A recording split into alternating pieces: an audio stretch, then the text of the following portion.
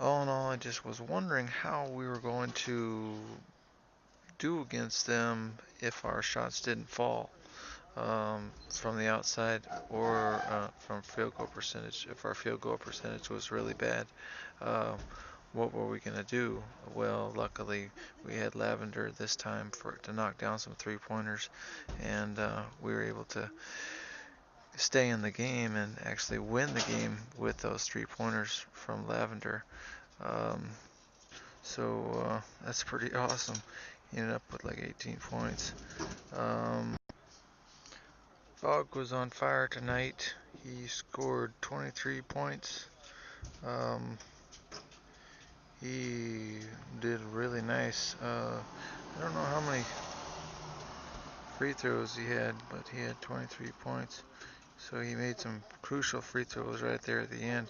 He's very dependable in the end for somebody that shoots free throws. Nick Johnson was having a hard time with free throws, but he ended up shooting 5 out of 10 from field goal percentage. So that's not too bad. Uh,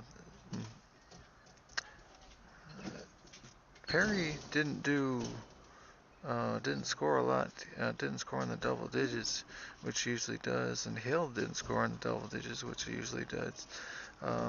But Hill got 8 rebounds, and Perry got 8 rebounds. So that was pretty cool.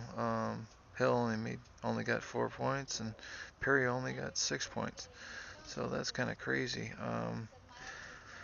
And I was thinking that uh, my my question was, what happens if we can't dribble penetrate, um, and we get blocks, or we get blocked, or we get turned over by one of their big men or a couple of their big men.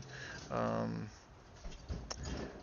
One of the guys' name is Barton, I think, and the other guy's name is Moreland. Moreland was pretty darn good tonight. Um, he he I don't know how many shots he blocked, but let's see. Most of the team for Oregon State uh, scored less than double digits. Um, but it was a combined effort. A lot of a lot of the team was there to represent. Um, yeah, Burton made 3 out of 8. Um, didn't make any three-pointers though. And Starks from Oregon State, he knocked down some three-pointers, some crucial three-pointers right in the end, and he's one of the main reasons why it went into overtime. Um, he ended up with 5 for 12 from field goal percentage, and Cunningham had 6 for 14 field goal percentage. So that's not too bad, man. Because we had Hill that had 8 rebounds, and then we had Perry that had 8 rebounds too. I don't know if we beat them on the offensive boards or not, but I think that we beat them in the total rebounds. Um, so that was kind of cool. Uh, yeah. Collier had from Oregon State had 6 rebounds, and Brandt had 6 rebounds.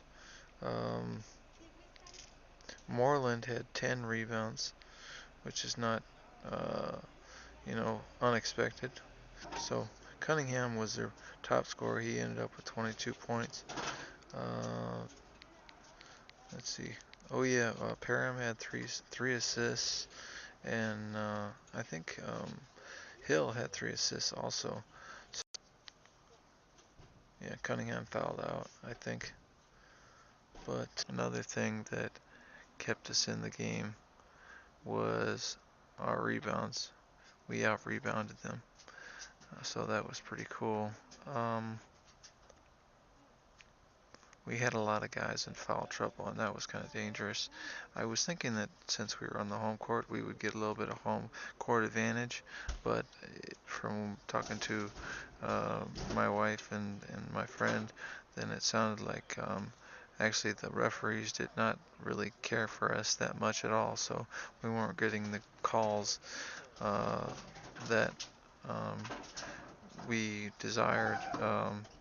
So I don't know. I mean, usually you get a home court advantage whenever you play at home. But if they fouled, then it must have been major fouls right in the overtime, because if the refs didn't want to give us any fouls, then they sure did give us a lot of foul shots in the second half, and in overtime.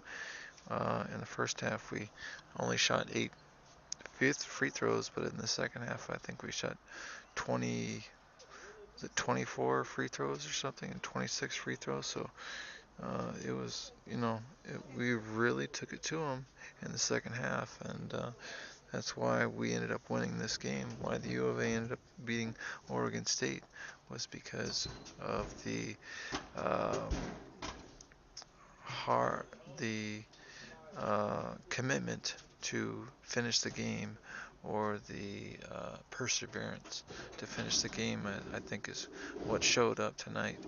And oh yeah, we only had 13 turnovers tonight, which is awesome.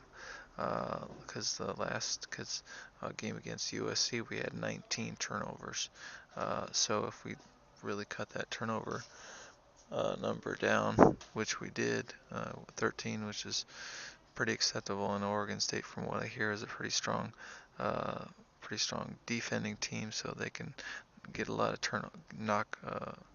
cause a lot of turnovers from the opposite team. So I was pretty darn happy with with only 13 turnovers, and I was really interested to see you know, uh, I was really interested to see what Miller had to say about only 13 turnovers. Now, if we can keep it up whenever we play Oregon on Saturday, I think we're going to play them at 1:30, and it'll be nice to see.